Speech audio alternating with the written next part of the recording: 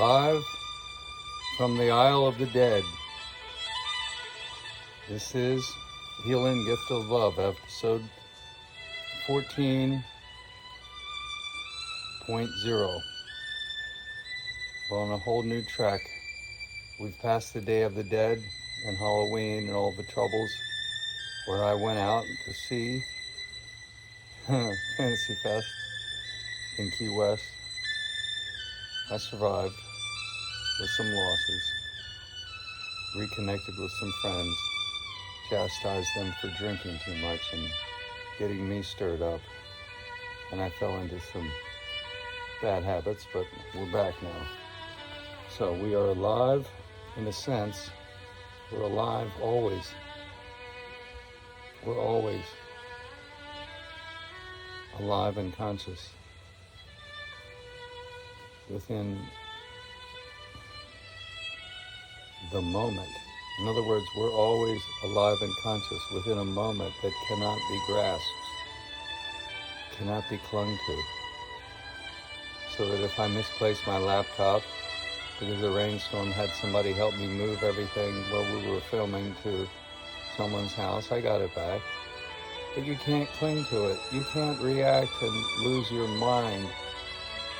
You're going to die. This body will pass.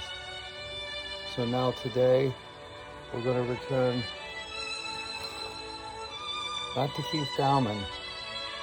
And by the way, I never did get permission from him. I should have formally written him and asked him for permission, because I certainly don't want to make it a mockery of his great translations of the great perfection Tibetan Buddhism.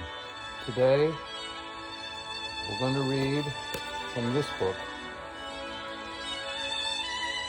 Vajra Speech, Tulku,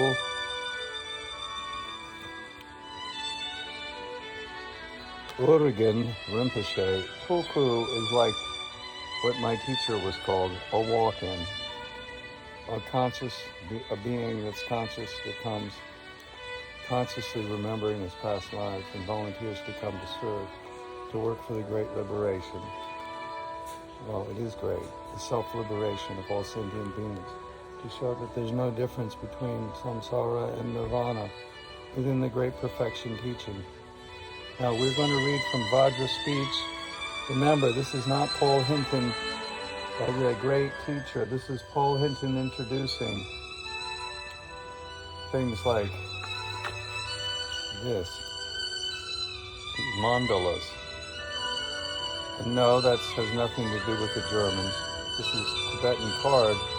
It's the mandala of longevity practice. Isn't that beautiful? These are from the meditation age. Look. This is from The Four Wheels of Bon by the Vignencia Institute founder Rangjung Yeshe Rinpoche's teacher.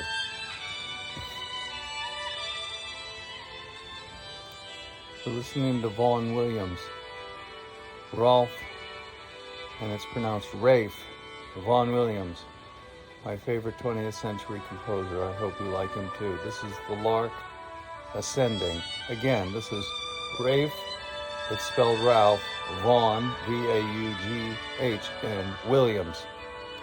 He composed music that corresponded to the tragedy of World War I, and it just makes you cry your eyes out. Over here, it's my artwork in the background. Right there, see her on the wall? And I'm comfortably ensconced at a place where I've been invited. And I must be a well-behaved guest. Well, I certainly was not during Halloween.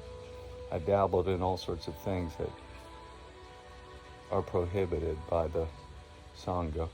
That's basically the way to put it. I didn't say that I was a member of the Sangha, but I certainly showed that, boy, I could break some rules. And then now I've, dealing with my health, I made a breakthrough. I contacted Viktoras Kulvinskas, the author of the best-selling work that sold 500,000 or more copies, the first New Age mass seller, Survival into the 21st Century. He's in Costa Rica in a town named Montezuma. I contacted him and he told me over 2 phone calls in which he indulged me for 2.5 hours total that my wound that's not healing needs a product called Astra Zyme, enzymes that have an effect of growing tissue, like a estrogen-related function, growing tissue, like the way you grow a womb in a womb. Okay, so you get the enzymes, and then Viktoras Kulvinskas, you can look him up, viktoras.org. He's 82 years old. He was born in 1939 in Lithuania.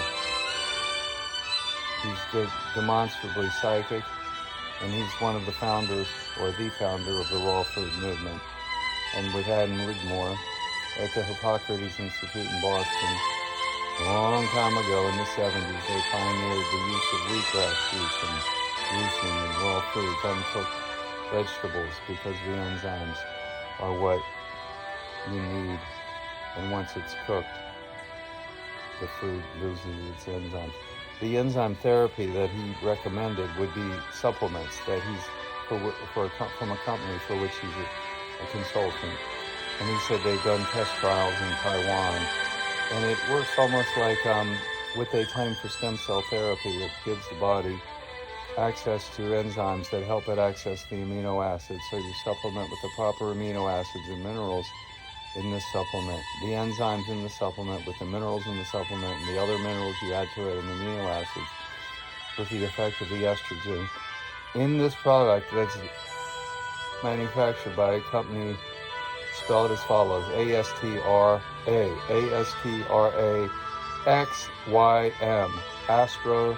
AstraZyme, ASTRAXYM. I'm looking forward to it. He said I would be, my wound on my left buttock, which is a leak from my colorectal surgery, it's about 3 inches from my anus, it's 2.5 inches maybe, it goes all the way. Anyway, the details are that the wound has been a year and 8 months not healing. It hasn't closed. So the body does not have the proper nutrition. It will heal itself, as Viktoras has claimed. I believe him. I should have contacted him immediately. I got too depressed. I was too shocked. I fell out of proper practice when I was diagnosed with cancer. I was positive that I was going to be riddled with cancer and go through all this torture with excessive, unnecessary chemo, which would destroy the radiation, and chemo destroys the immune function and destroys your health and really is the cure that kills. Let's not go into that. Let's read Vajra Speech, because I'm very happy to have spoken to Viktoras.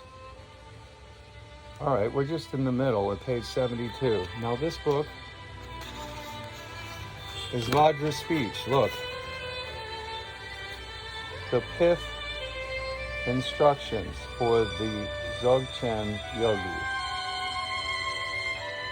Okay? So we're not plagiarizing. Order the book for yourself. It comes translated from the Tibetan by Erik Pema Kunsang, compiled by Marcia Schmidt, and edited with Michael Tweed. What a beautiful book. Well, you won't know it's beautiful, but it's Rangjung Yeshe Publications. This one was $15 in the United States, so this is the back cover. All right. Okay? Now, liberation from Samsara. Page 88. The 3 higher realms are the realms of human beings, demigods, and gods.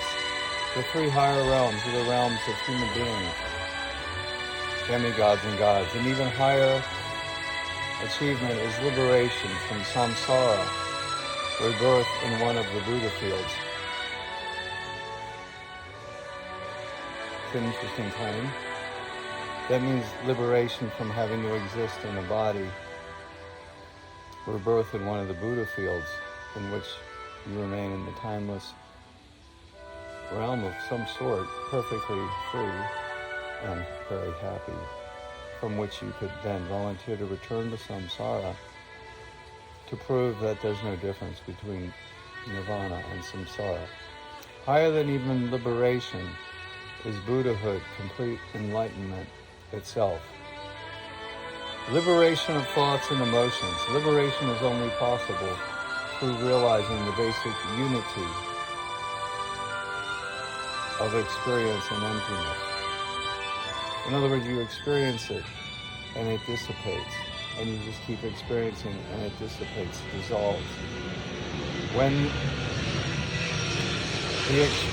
the expression of awareness moves as knowledge, there is liberation. When it moves as conceptual thoughts,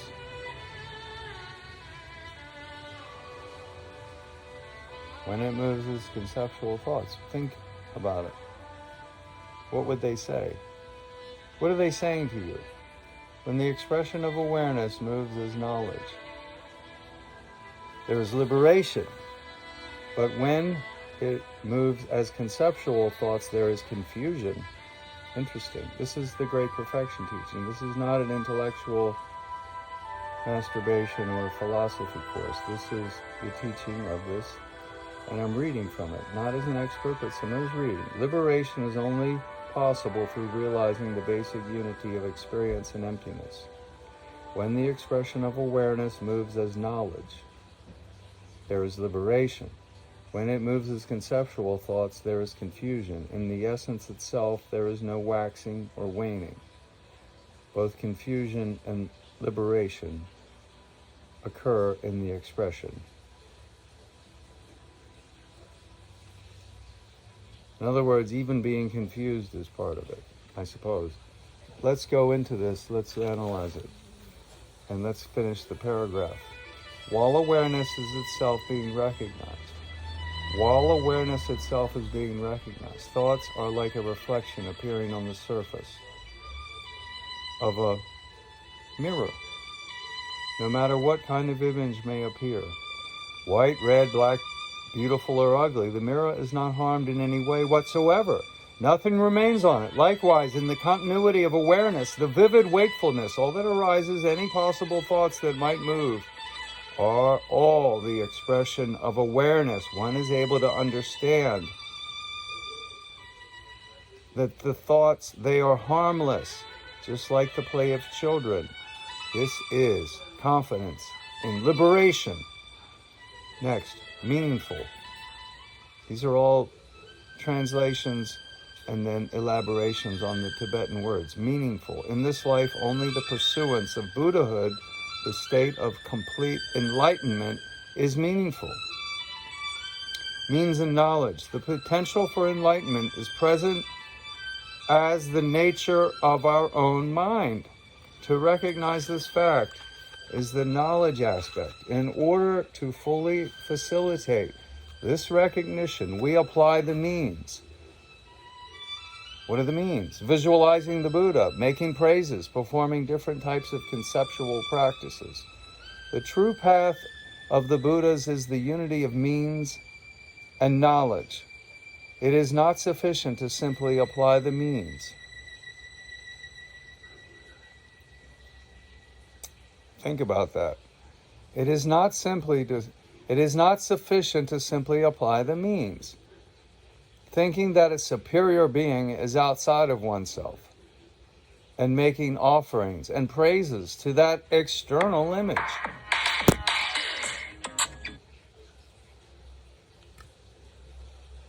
Only by combining the two aspects of means and knowledge do we attain enlightenment. If means and knowledge are separated, it is difficult to obtain Buddhahood.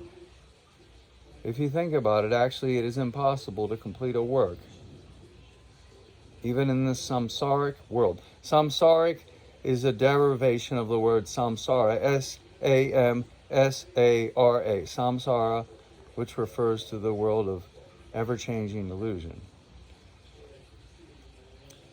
So let's go back through these last two paragraphs.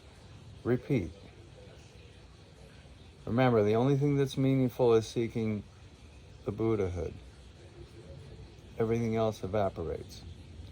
The true path of the Buddhas is the unity of means and knowledge. It is not sufficient to simply apply the means thinking that a superior being, like the Buddha, is outside oneself and making offerings and praises to that external image. Does that sound familiar, like a cult?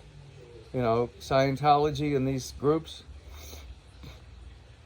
Only by combining the two aspects of means and knowledge do we attain enlightenment.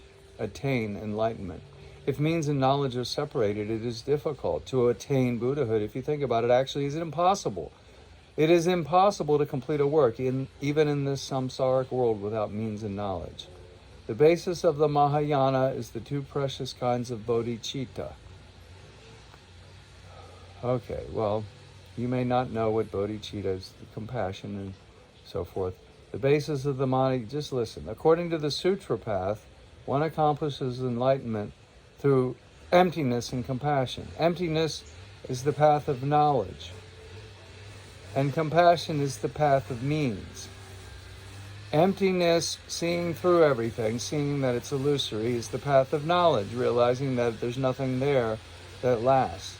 And compassion is the path of means. According to the sutra system, the true root of means and knowledge is emptiness and compassion. According to mantra, means is the development stage and knowledge is the completion stage. Through the development and completion stages, one attains the unified level of Vajradhara. These are the special principles of sutra and mantra. The root of both kinds of precious bodhicitta, the relative and the absolute, is complete within compassionate emptiness. Now, in regards to meditation and the meditator, in the training of recognizing the essence of empty cognizance, there's not even as much as a hair tip to create or imagine as an act of meditating. We simply need to grow used to recognizing. Let's repeat that. It's very deep. In the training of recognizing the essence of empty cognizance, of seeing through, of cutting through the illusion, seeing that it's all this light energy that keeps moving. It's forever moving and changing. Your body is changing, aging. It's growing until it starts dying. Your job, everything changes. Every requirement that would make you happy, well, those are illusory happinesses. The true happiness would be if you could permanently end your sadness or your fear, your unwillingness to fully engage and help people and be a good person and to live the path of doing good for its own sake and not doing good things to achieve power, money, or sex. To do that, you need to be free of those attachments to this world, and that is seeing through this world and realizing that it's like flypaper. Flypaper, you can get stuck on it and you'll be endlessly reincarnating, repeating an experience that really doesn't give you any happiness. You may think you would be happy if only I had been, better educated, better prepared, better born, had a better college degree. If only I had had. If only I had had.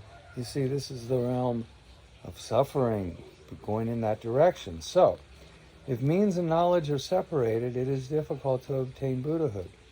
In other words, you may see through emptiness, but then do nothing about it, except that you see it. And doing nothing about it means that you don't care to help other people with compassion, to help free themselves. And by helping them free themselves, you free yourself. You demonstrate that you could be free in samsara just as you're free in nirvana. In other words, Buddhahood becomes truly the only thing that's truly meaningful. In other words, we're talking about going to heaven, being enlightened, dwelling in a heavenly state of mind. Going to heaven means that you dwell in a timeless feeling of bliss forever. It's not an illusion that you could feel this way. There are people that do. There are people that do. So they claim. Wouldn't that be nice? So the sutra system is not the great perfection, and then there's mantra. Okay, so we haven't gotten through, of course, to really make it clear to you, but we're getting there. Meditation and meditator.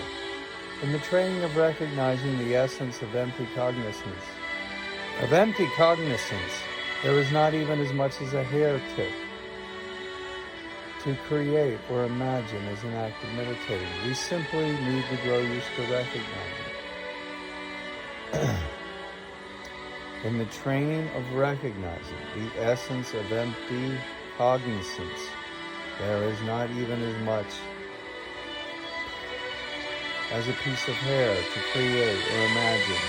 As an act of meditating, we simply need to grow used to recognizing the essence of empty cognizance. For practice, it is said, the best looseness makes the best meditation. Medium looseness makes medium meditation, and the lowest looseness makes the lowest meditation. The lowest looseness would be a very uptight person who, they're just almost like impatient to be finished with practice, or impatient to be done with their worldly activities so they can meditate. And you have to be in the same calm abiding, regardless of where you are, so that even if you're being put to death, you walk like Marie Antoinette as a swan, showing no fear. That would be an example. What brings us down is the idea of meditator and meditated. What brings us down is the idea of meditator and meditated, taking self-existing wakefulness as something to meditate on. And one's conceptual mind is the mediator. Let's read the whole last paragraph and then this one again, because this is very good. Meditation and the meditator. Meditation and the meditator in the training of recognizing the essence of empty cognizance. There is not even as much as a hair to create or imagine as an act of meditating. We simply need to grow used to recognizing what? The essence of empty cognizance. In other words, you can see and cognize things and understand them or conceptualize, but there's nothing to create or imagine as an act of meditating. You're already in the very thing that you can never separate from. If you would only stop reaching out into the world, clinging to all of this garbage that's going to just be a trap. For practice, it is said, the best looseness makes the best meditation. So you don't go into practice with this uptight attitude. Medium looseness makes medium meditation. The lowest looseness makes the lowest meditation. What brings us down is the idea of meditator and meditated, taking self-existing wakefulness as something to meditate on, and one's conceptual mind is the meditator. One may have gained the intellectual understanding that there is an empty and cognizant state, and holds it in mind. The Lama said there was something empty and cognizant. Oh yes, this must be it. Now I must not lose it through distraction. In this case, the whole experience is a fabrication. What brings us down is the idea of meditator and meditated, taking self-existing wakefulness as something to meditate on, and one's conceptual mind as the meditator, taking the wakefulness, the self-existing wakefulness, as something to meditate, and then separating it out and seeing with one's conceptual mind, seeing itself as the meditator. One may have gained the intellectual understanding that there is an empty and cognizant state and holds it in mind. The Lama said there was something empty and cognizant. Oh yes, This must be it. Now I must not lose it through distraction. In this case, the whole experience is a fabrication. During all daily activities, wherever you are doing, whether there is thought occurrence or stillness, whether you feel anger, happiness, desire, sadness, whether it's past, future, or right now, at all times, there is merely something to recognize, not something to meditate on. Let's repeat that. During all daily activities, whatever you are doing, whether there is thought occurring, or stillness of thought, whether you feel anger, desire, happiness, or sadness, whether it is past, future, or right now at all times, there is merely something to recognize, not something to meditate on. Not something to meditate on. There is something merely to recognize. Stillness or movement of attention are like a person sitting and then like a person moving about. Stillness, sitting still in meditation or having a still mind, or the movement of attention or the movement of the body are like a person sitting and moving about. Whether you move around or not, you should still recognize your own face, which is the mind of clear light, the great perfection. Now the final section, page 93 of this amazing book, Vajra Speech, by Tulku Urgyen Rinpoche. We begin with mindfulness. How about that? In other words, this is a dictionary. These are all English words in alphabetical order. I went to the M's because I wanted to get to mindfulness. This is the exciting conclusion. Let's get into it. And we're still listening to Rafe Vaughan Williams. And look at Vajra Yogini up here on the wall behind me. I'll show you her. See if you can see her. Look at that. Isn't that beautiful? It's a symbol of freedom. Well, here she is, a Texas cowgirl, Vajra Heart Revisited. Look. We can this is another book from the same yogi, Vajra Heart Revisited, by Tulku Urgyen Rinpoche. That is a teachings on the path of what's called Treco, and that's a book we'll save for much later. This is my little altar area. That's Mahakala.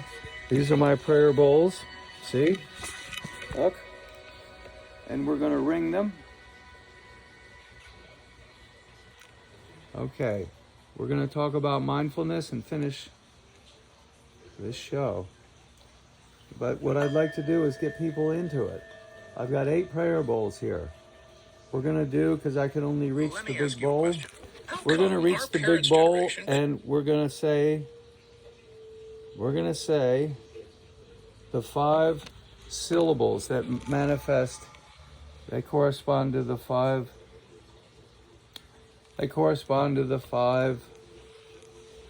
elements: fire, air, water, and earth, and space.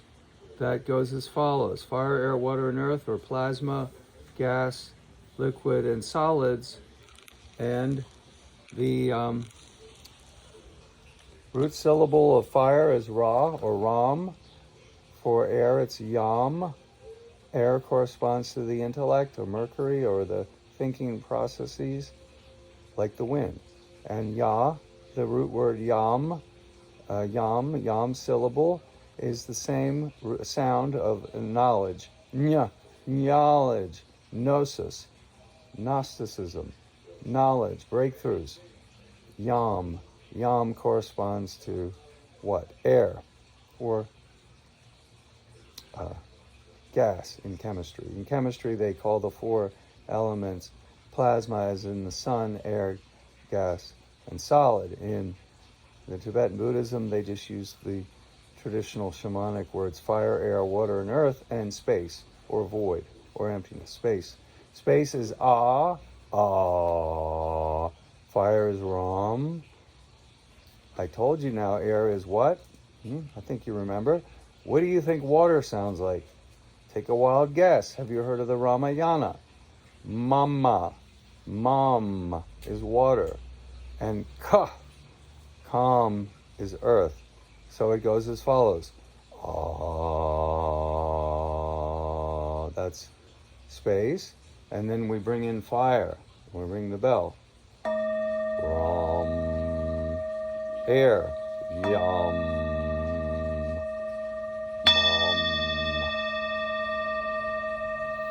Now, the calm is not necessary, according to their teaching, to recite, because it's already been grounded and brought to earth. But when you say rock and roll, you say rock, or you want to rock, you're bringing fire to earth. So that's Ram, Yam, Mam. Now, if you said it like Ram, Mam, Yam, then you produce a magical word that corresponds to the epic poem, the Ramayana. Isn't that interesting?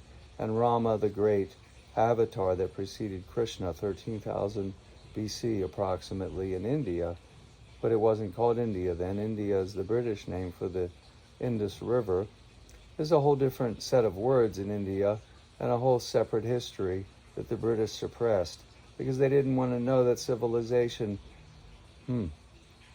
preceded everything in the Middle East.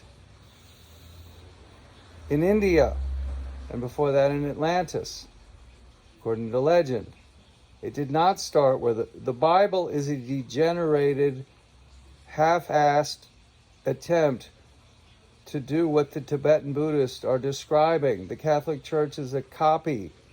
They're charlatans. They're copying everything that was set up in Tibet thousands of years ago. And the Bon religion is believed to be 18,000 years old. The British didn't want you to know any of this. After the Mongols got done with it, what we think of as India, it's really Bharata, and the Muslims, and then the British, there was little left, and Buddhism survived where? Not very well in India. Not very well at all. It survived in Tibet. That's why this book is important, opening the door to Bon. Isn't it interesting? In French, the word Bon means good. And the Bonpo Lama that came to Charlottesville was the only Lama in this country to come. And his teacher has since passed away. He wrote the famous book within that realm of the Great Perfection teachings, within that world, Heart Drops of the Dharmakaya. No, the book is not in front of me. I think you can remember that. I've talked about him before. Look it up on the internet. These people are teaching things that are true. They're not teaching you to pray to a cult leader, like the Pope. He's a cult leader. They're not telling you to pray to the Dalai Lama over there. The Dalai Lama is telling you to achieve liberation and become happy and be peaceful and stop killing each other. The Pope, on the other hand, well, many popes, well, let's just think about it. What does the Ten Commandments include? Thou shalt not kill. How many popes were involved in wars? How many Tibetan Buddhist Dalai Lamas were involved in wars? Well, they still had to defend themselves, but they didn't go out to try to conquer the world like the British. All right, well, perhaps the British have another purpose in mind. No, they don't. Perhaps there's a karma working out and the world has to be transformed or remade because there were barbaric practices. The colonizers of the New World are accused of great atrocities. Well, how about the Aztecs with their human sacrifice? Even the Native Americans that everybody lauds committed cannibalism, the Anasazi Indians, and so forth. I will not go on, but let's talk about mindfulness, because this is not taught in the Catholic Church. The Catholic Church uses fear, guilt, and superstition, and it needs radical reform, not socialism, as this jackass Pope is giving us. We need an end to the lockdowns. This is a joke, and an end to the wars. It's not a war on terror, it's a war on humanity. And this whole idea of not being able to go to heaven unless you abide within the Catholic Church, what a joke. The Protestants are even worse because they're basically in it for the money. The Catholic Church prohibited usury initially. It was a Christian prohibition. It's part of the original morality. You don't loan money at interest to vampirize and take advantage of people. Get farmers in Russia, for instance. You manufacture vodka. Then you get them addicted to alcohol. Then you get them to sell, to borrow money against their future harvest. And then when the harvest fails, then you buy the farm from them because you own the distillery. Now you own everything and everybody's enslaved. And the same thing happened throughout history. In other words, if you allow usury, the loaning of money at higher interest rates than is higher than the development or growth of the economy, in other words, the interest rates that you need to borrow that are given to you to borrow money to develop the economy, if those interest rates are higher than the actual percentage growth of the economy, then eventually the parasites, the financial vampires, will own more than the producers. This happened in Athens. So has anybody heard of Solon? And you taught this in high school. Solon. He was before Plato. Has anybody heard of Plato in high school? Plato. That was his nickname. Broad-minded, broad-shouldered. His real name was Aristocles. He was a descendant of the aristocracy of Athens. He wrote about the ideal city-state as a thought experiment in which the leadership did good for its own sake and had no possessions like the Tibetan monks. Communism doesn't work en masse, but the leadership should live like that. The leadership that's selected should live with no possessions. The leadership that's carefully tested and evaluated and given the leadership testing and having passed the test, they are rewarded with leadership positions of power. But they're not doing it for the power, sex, or money because they don't get money. They get money only insofar as they get the things they need to lead. They don't want to become like Bill Gates and these asshole Rockefeller, Rothschild monsters like George Soros. Why is anybody listening to anything he finances? He's a total vampire. All of them are. They all need to get out of the way. We need a whole new leadership faction. Right now. We need everybody to go home and stop working until the lockdowns are over. Tell the leadership, resign and get out of the way or else. And you can keep your ill-gotten gains if you go home. If you go home and confess what you've done to us. And if you don't, we should put you in prison for the rest of your life and strip you of everything you have. They murdered the Kennedys, Martin Luther King, John Lennon. Need I go on? Gave us Vietnam War, the war on humanity that they jokingly call the war on terror. And now we have planet lockdown and the Great Reset. What a joke. Why is anybody listening to Klaus Schwab of the World Economic Forum? Catherine Austin Fitz has done a great job with her film Planet Lockdown, but she looks so burdened.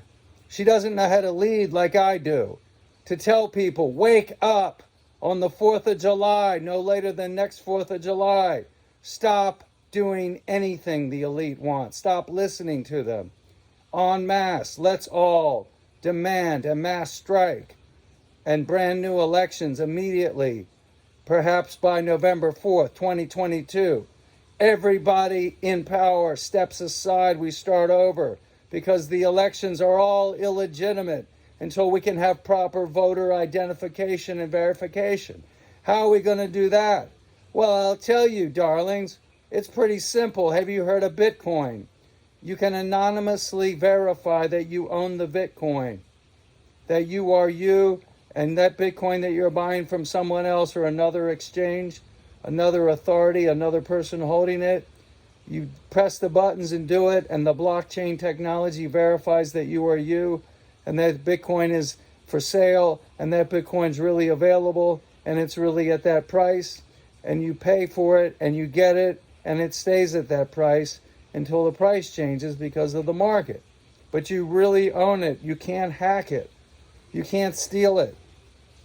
Because the encryption codes are so complicated. If we did the same thing for the election system on next November, and we started over with brand new political parties, how about the dogs and the cats? I'm with the Feline 9s. The 108 Feline 9s that I need, I've only got about 5 or 6 of them. We need 108 to overcome these 9/11 assholes who gave us this war on humanity they call the war on terror. All of this bullshit, this all needs to stop. And we need to have peace among all sentient beings, all men and women, genders, sexes, races, tongues, nations.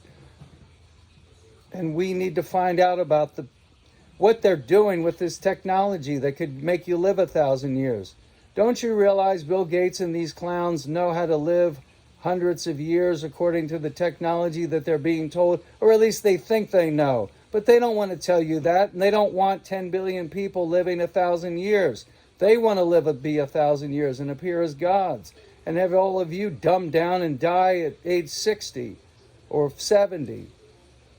And not only that, they may have anti-gravity technology like flying saucers. Haven't you figured it out yet? The extraterrestrials that made a deal with the United States are supposed to have been the negative ones, because the good extraterrestrials told President Eisenhower, no nuclear weapons or we can't help you. And he apparently chickened out.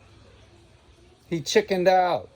And why was John F. Kennedy murdered? John F. Kennedy was the model for Captain James T. Kirk. Why was he murdered? He wanted to end nuclear war. He wanted to end it. He wanted to end it. He was murdered for it. How about we end the chance of nuclear war? Wouldn't that be nice? That'd be a lot better than the jackasses we have running the world right now. Mindfulness. And we can do that within the state of mind of mindfulness only. If we get too angry and become vindictive, remember the 12 virtues go as follows.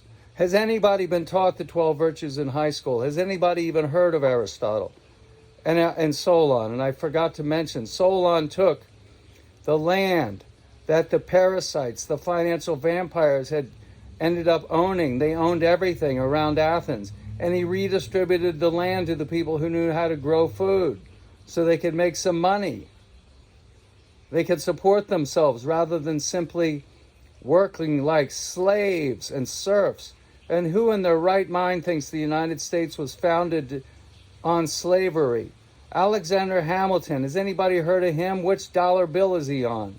The $10 bill. He was murdered because he was anti-slavery. That's crystal clear to anybody with a mind and a heart. He was anti-slavery. He detested slavery.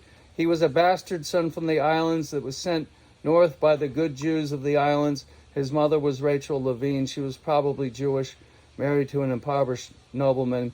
He was sent because he had written articles for the newspaper about a storm that were so well written. Sent north to New Jersey and went to King's College, didn't finish. Rose to be George Washington's principal architect of the greatest thing that ever happened to humanity in the last 13,000 years of the United States of America, which was not founded on slavery. Alexander Hamilton's best friend wrote the preamble to the Constitution. You don't know his name, but you all heard of Thomas Jefferson, who freed none of the slaves except for the ones he had sex with. Sally Hemings. He died $100,000 in debt. He fled like a coward, a gutless coward.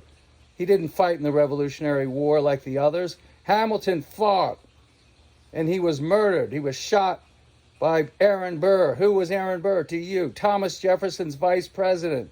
And Aaron Burr went to England and smoked opium with Jeremy Bentham, the decadent philosopher who defended all sorts of vices and wrote a book, a sick book about our society now that's a model for the brave new world called the Panopticon. It's about a prison system where everybody's under surveillance.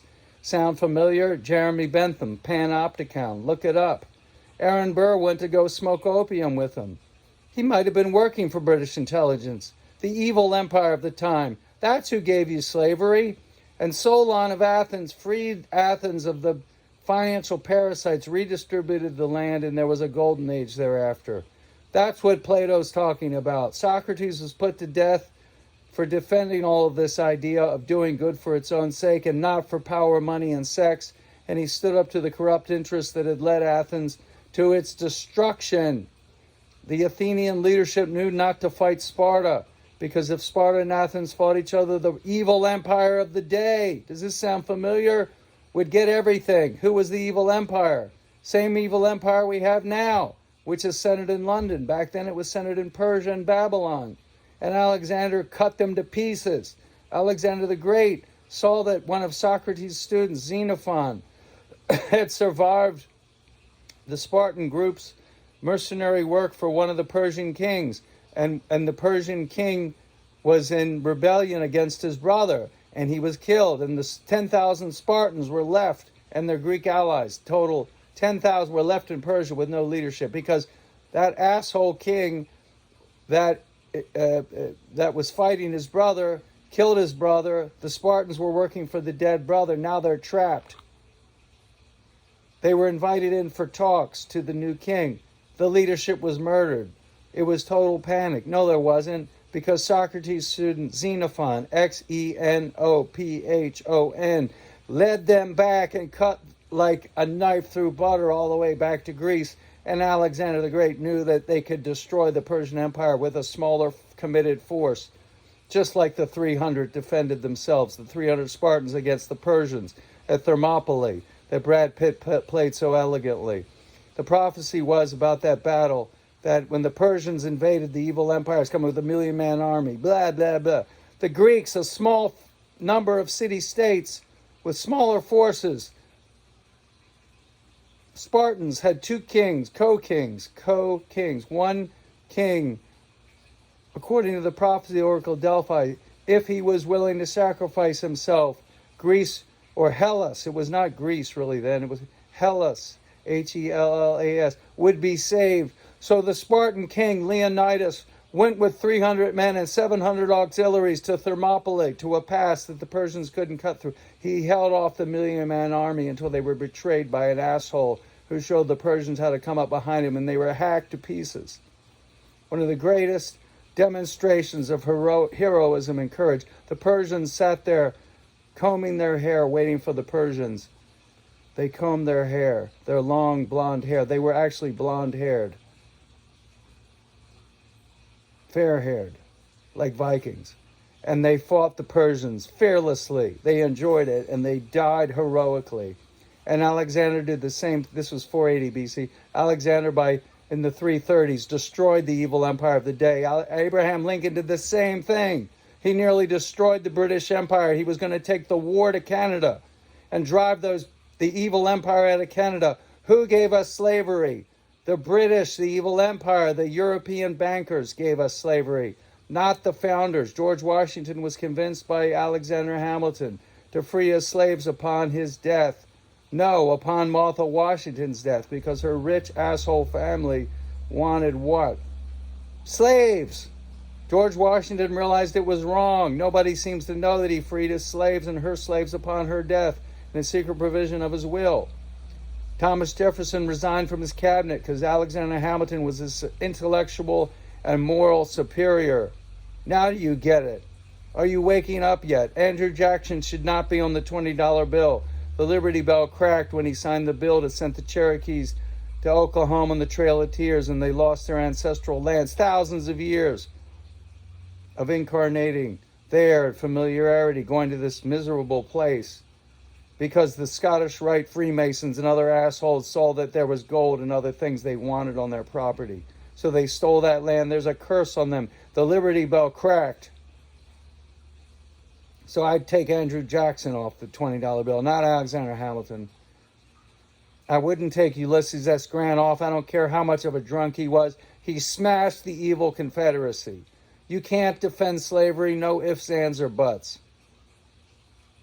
It should have been phased out immediately. There should have been a 50-year or a 30-year plan to phase it out at the beginning, which is what Thomas Jefferson wouldn't do or participate in after he became president. Why did he become president? He founded a party to oppose the people that were anti-slavery. The Democratic Republican Party became your Democratic Party. They gave you every president that was pro-slavery, except for George Washington and John Adams, until we get to John Quincy Adams, who only had one term and nobody knows about, who was a genius, who defended the slaves who overcame their asshole masters on a ship and the Amistad, and they made a movie about it. And where did Abraham Lincoln look for inspiration? Alexander Hamilton, John Quincy Adams, John Winthrop. Look it up. Cotton Mather told Benjamin Franklin through his book, Summum Bonum, on the highest good, doing good for its own sake is the way to happiness. That's what the pursuit of happiness refers to. Doing good for its own sake, self-development, and the money, sex, and power will come to you, but you're not doing it for money, sex, or power. That's what the United States was about, according to Alexander Hamilton and his friend who wrote the preamble, Gouverneur Morris, who had 7,000 acres, more land, more money, more influence, and more courage than Thomas Jefferson, who didn't appear at the Constitutional Convention. Gouverneur Morris took the time, even though he was very wealthy, to stay at the convention and be there, arguing even more than Hamilton. Absolutely not. Slavery needs to be phased out as soon as possible. We need to prepare the slaves to be part of our world, and we need to work with the Native Americans as well. We don't need to murder them. That's the true America.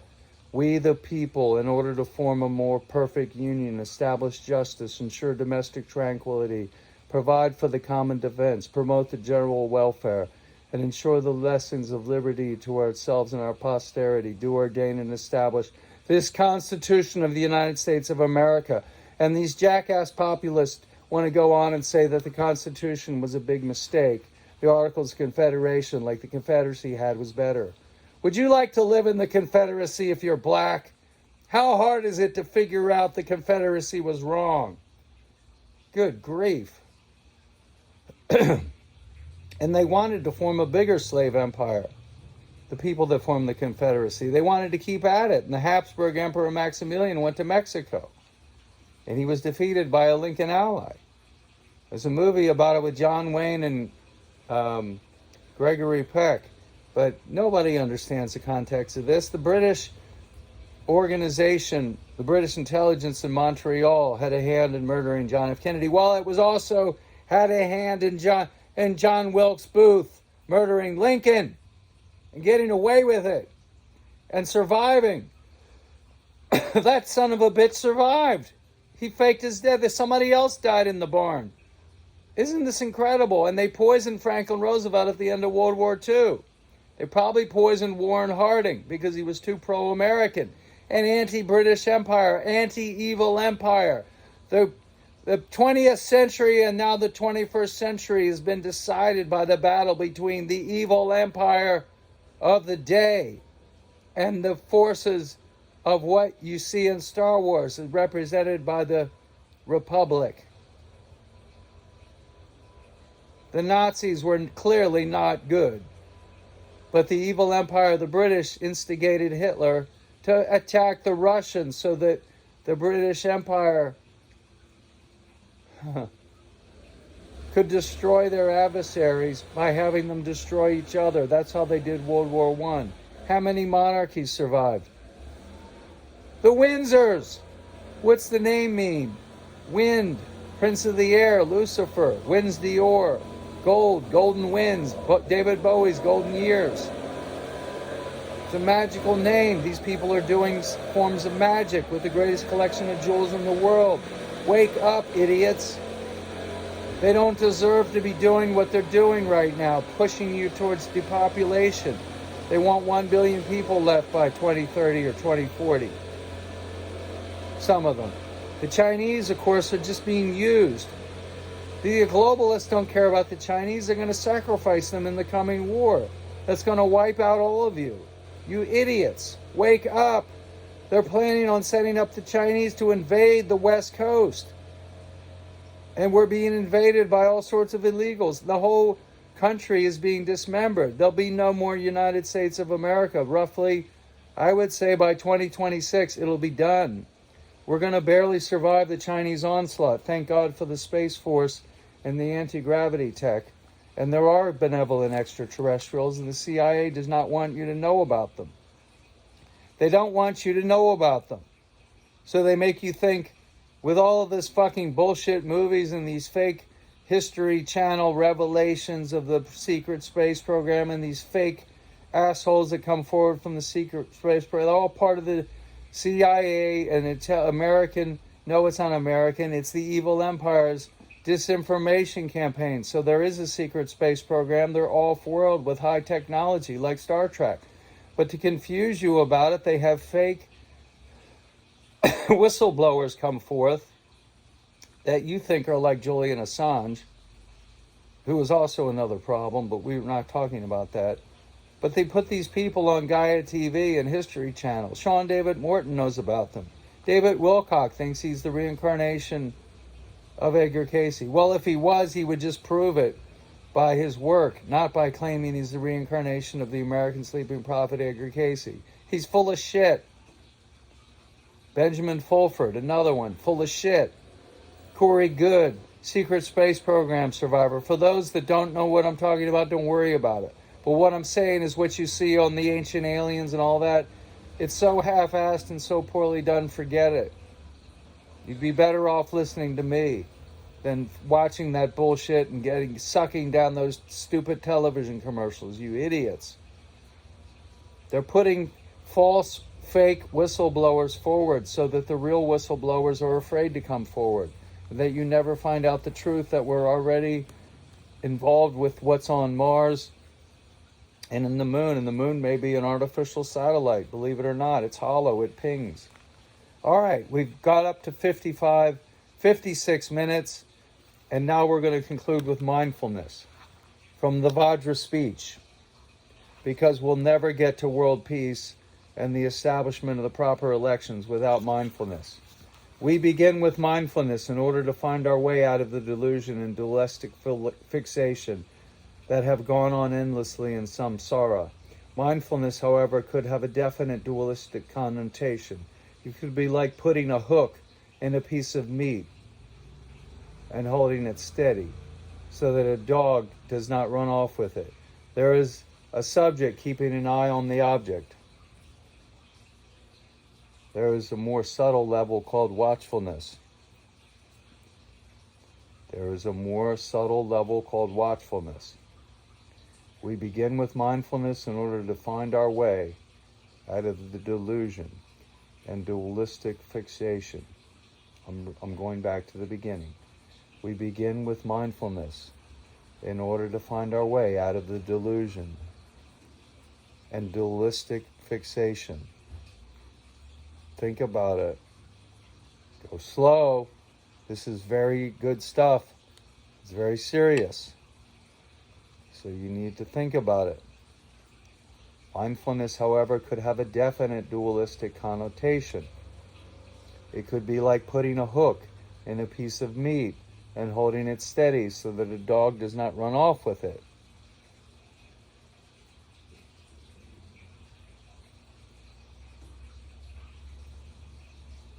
Isn't that interesting? There is a subject keeping an eye on the object. There is a more subtle level called watchfulness, which is a more noticing, which is a mere noticing, but it is also subtly dualistic. So mindfulness could have a dualistic connotation. It could be like a dog watching a piece of meat on a hook. Subject keeping an eye on the object. There is a more subtle level called watchfulness, which is a mere noticing, but it also is subtly dualistic. Even subtler than watchfulness is awakeness. That is the point of separating Sem and Rigpa. Sem, the dualistic frame of mind, means involvement with thoughts of either past, present, or future. Even subtler than watchfulness is awakeness. Even subtler than watchfulness or mindfulness is awakeness. That is the point of separating Sem and Rigpa. S-E-M, Sem, like Shem, or it's probably related. Root word. Sem, S-E-M, the dualistic frame of mind, means involvement with thoughts of either past, present, or future. Okay? And the other word used was Rigpa. It's not too complicated. Sem or Rigpa. Sem is the dualistic frame of mind, thoughts of the past, present, and future. Rigpa, R-I-G-P-A. These are English transliteration of Tibetan words in their script, which is very difficult language to learn. Very beautiful and elegant language like Sanskrit. Older than Hebrew. The Jews they stole everything from what was given to them by the Buddhist and the Vedic people that came west. They stole it and dumbed it down. Jesus went to what we call India. It really should be called Bharata. There's a whole bunch of things I'm going to tell you in other episodes that you would appreciate if you're an Indian, or you're black, or you're Chinese, or you're Vietnamese. But if you're a racist, white supremacist, you wouldn't appreciate it very much. Rigpa, R-I-G-P-A, means simply the awakened state that is uninvolved in thoughts of the past, present, and future. Write this down. The state you want is Rigpa, the transliteration of the Tibetan word Rigpa. R-I-G-P-A means the awakened state. That is the subtlest, the better. It surpasses mere watchfulness or mindfulness. Rigpa means the awakened state that is uninvolved in thoughts of the past, present, and future. Honestly, for a beginner, without the mindfulness of reminding, there is no recognition of mind essence, of the essence of the mind. That is called deliberate mindfulness. It is dualistic mind that reminds you to recognize, but the seeing of no thing to be seen is Rigpa. But the seeing of no thing to be seen is Rigpa. Once you realize there's nothing to be seen, but you're still seeing it, that it's all illusory, that's Rigpa, the enlightened, awakened state free of duality. The method for non-distraction. What do you think it is? It's mindfulness. That's what we're talking about. And if you don't have mindfulness, you're going to fall out of manifesting the virtues. What are the 12 classical virtues? 1 in 10,000 would know them in a high school, public high school. They're so degenerated. What's the first? Well, I can't hear you. Courage. Then temperance or frugality. Liberality with money. I mean, with your, with the minor affairs. Major money, magnificence is the virtue, like Lorenzo de Medici. The fifth, and these correspond to the astrological signs, is like Leo, magnanimity. When you're in a powerful position as a powerful king, you want to be magnanimous. That's the virtue. Lesser power, we call that proper ambition. That's number 6, like Virgo. Number 7 is patience, Libra, balancing. Number 8 is Scorpio. Scorpio's virtue, what would that be? You'll be surprised. It's called truthfulness, getting to the bottom of things, the investigator, getting to the root of things. Scorpio rules the sexual organs and the anus, where I've had my problems. Colorectal surgery, no cancer, no problems, but it was cut out. No chemo, no radiation, there were complications. Probably because of my negative thoughts in the past of wanting to die and my self-hatred. And I really had to relearn to forgive myself, because you can have unconditional love for all beings for all time. You can forgive everybody for all time, all beings for all time, just like it says in the Lord's Prayer. And you can be a doormat, like a slave. You love them all and you forgive them all, but you don't forgive yourself if you don't remember that part. And if you do all of that, you still have to manifest gratitude, and you can't manifest gratitude by simply talking about it or thinking about it or praying about it. So to sit in a monastery like a Catholic nun, yeah, that's all good and fine, well and fine. But if you don't come out into the world when the world's about to be destroyed and do something about it, and stop these assholes who have murdered all the leaders who wanted peace, what good is the Catholic Church and the nuns and the priests who talk about the Bible? No, they don't, not really. It's crystal clear, thou shalt not kill, among other things. Thou shalt not steal the teachings from India and reappropriate them as your own, and then set the Pope up as God Emperor, the Godfather in the Mafia. We talk about talking to God in the Mafia. It's a joke because you're talking to the Mafia boss. Well, it's kind of like the Pope or the evil King of England. And there have been many of them. And queens too. Evil. They look the other way when their relatives in other nations were wiped out like the Romanovs. That's another story. another episode. Mindfulness. What do we use it for? The method for non-distraction is mindfulness. Although Dharmakaya permeates all of samsara and nirvana, whatever appears and exists. Don't worry about these words, but the Dharma is the teachings of the truth, being good, true, and beautiful, and being happy. And you can't be happy without doing good for its own sake. If you do good to get money, sex, and power, you won't really be happy, and you'll not be following the Dharma. So the body of the Dharma, of the proper teaching of doing good for its own, is called the Dharmakaya. Although Dharmakaya permeates all of the illusory world that they call samsara, S-A-M-S-A-R-A, and nirvana, that's the heavenly realm, or the state of peace of mind, where you have complete self-respect and self-love. Whatever appears and exists, if we do not recognize, we continue in this wild habit we have fallen into since beginningless time up till now. That is why it is necessary to apply mindfulness.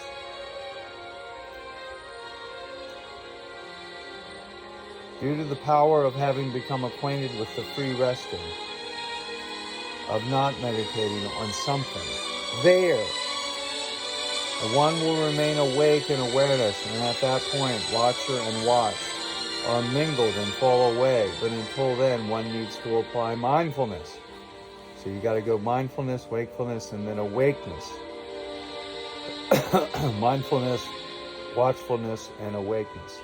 According to the great perfection teaching called by the Bon and the Tibetan Buddhists, the Dzogchen, D-Z-O-G-C-H-E-N, first there is deliberate mindfulness.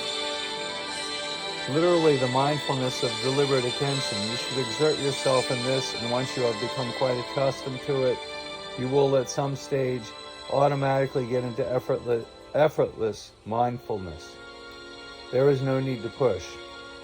According to the Great Perfection's teaching, first there is deliberate mindfulness, deliberate attention. You should exert yourself in this. Once you've become accustomed to it, it becomes automatic and effortless. As soon as one is carried away and notices, I'm distracted, and immediately you arrive back in awareness. To keep an eye on whether one is distracted or not, first of all, one needs effortful mindfulness. When that slowly has become habituated, it becomes effortless. Isn't that amazing? But you know how things can become effortless with your habits, driving a car, etc. You learn to do something that's almost effortless. So by effortful mindfulness, one is led to the effortless. When effortful mindfulness has become self-sustained, there is a vivid, wakeful, effortless state of being awake, without any need for force or struggle, without any rigidity, just naturally alert. When you become accustomed, there is only undistracted Rigpa. It is said, sustain primordially free awareness with natural mindfulness.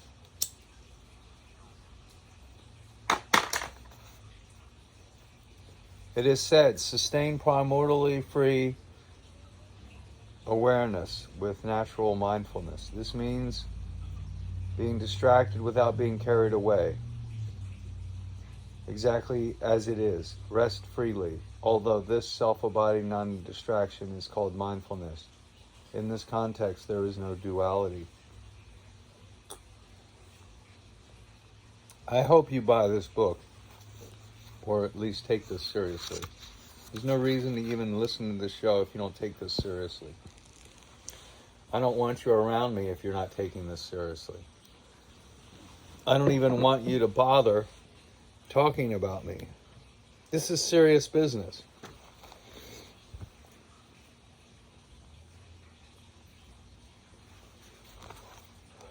We're serious about world peace. We're serious about ending financial slavery. How about that? How about we see that it's financial slavery now? The slavery still exists, but it's run by the invisible empire of finance. an evil empire, and an evil, invisible empire of finance. It's not good. And they plan on eliminating you. They don't need you. They don't want you. There's too many humans. They don't like you. When effortful mindfulness has become self-sustained, there is a vivid, wakeful, effortless state of being awake without any need for force or struggle. Without any rigidity, just naturally alert.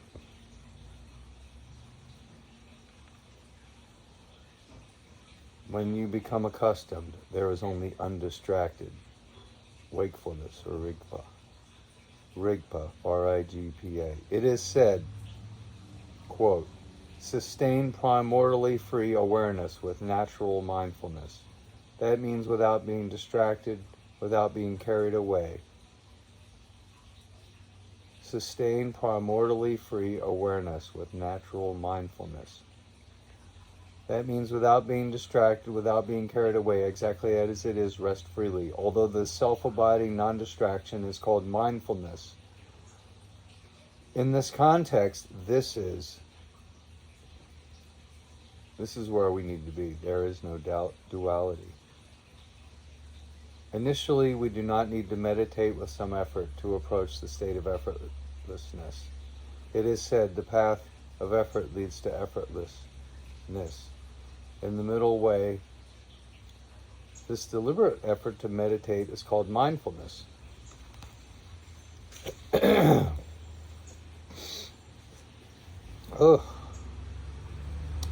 this context, there is no duality. Initially, we do not need to meditate with some effort to approach the state of effortlessness. It is said the path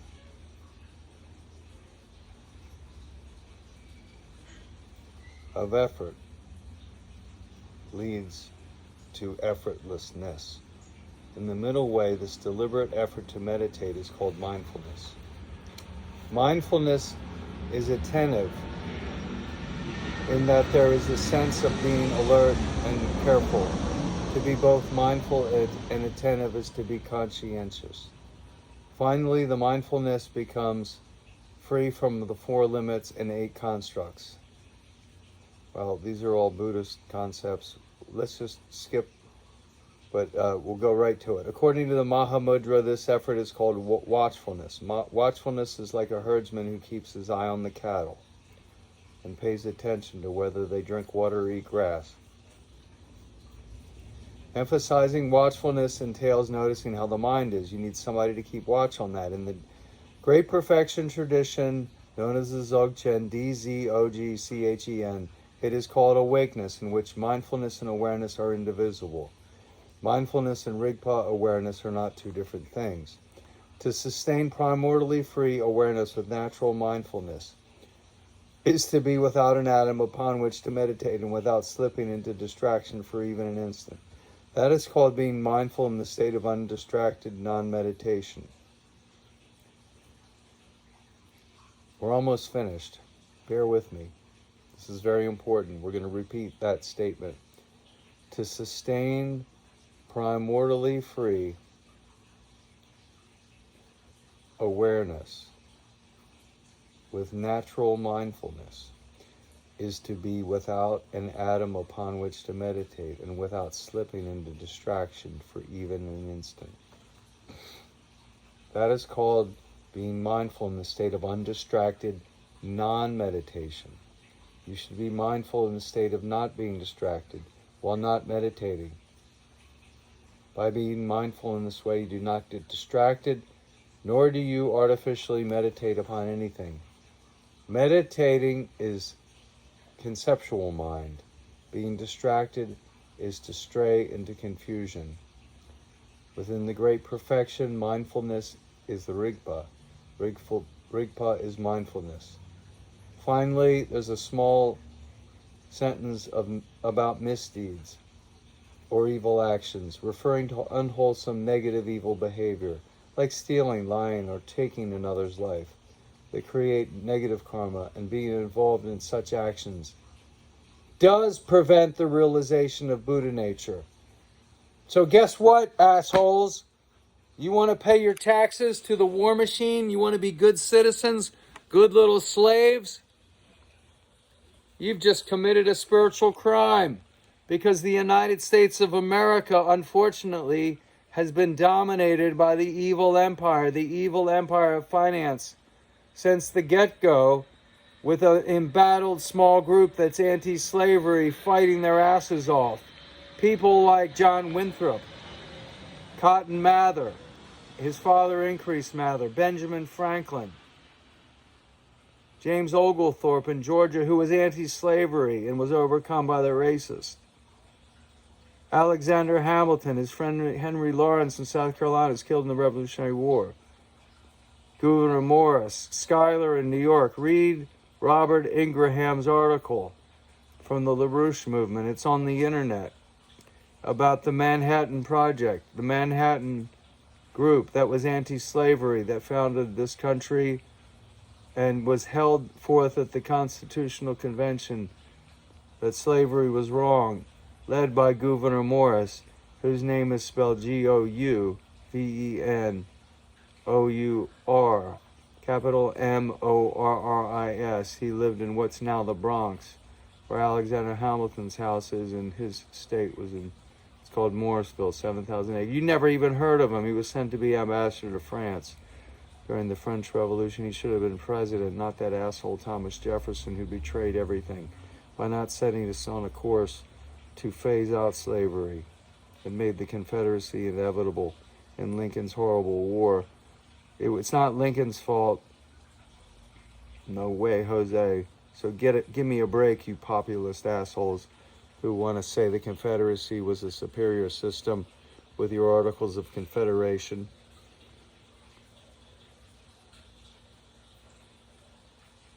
Thus concludes episode 14.0.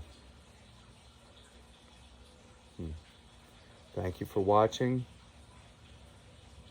If anybody has any questions, please feel free to email me. pdhinton@gmail.com. If you must, you're welcome to call me at 305-407-0699, my new phone number. You're very welcome. I have been healing from surgery, so I'm not holding what they call a job, like a slave job. I get a small amount of money from the VA to help me because I'm judged disabled at the moment because of the wound that's chronically leaking, that's now going to be healed by the proteolytic enzymes from Astrazyme, ASTRAXYM, recommended by Victoras, VIKTORAS, Kulvinskas, KULVINSKAS. So you're welcome to email or call. I welcome that. I would welcome collaborators. I would like every alternative host in the world to join me in demanding a mass strike no later than the 4th of July 2022 and brand new elections with a brand new system this forthcoming November. No more bullshit. Cryptocurrency, blockchain technology applied to voter identification, voter verification of identification. One man, one woman that's a citizen, that's qualified to vote, that's not a felon and so forth, not an illegal. They get one vote. That's it. And it's all verified and it's all truthful. Until we get there, you're being lied to and destroyed and set up for suffering. And I want you to be happy. May God bless you, or rather may the mind of clear light, the great perfection, be your attainment. Now see, you have to do it yourself. You can't just simply keep praying to God. You have to act if you want to be happy. Thus ends the episode. Thank you for watching, and I welcome any help. Any help. If anybody wants to donate, participate, if they want to visit Key West, you certainly can come. And I will see you where you are. You cannot come here where I'm staying, but there are many places where we can meet that are amazing and wonderful. And I can walk, and I'm out and about. And I welcome anyone in Key West.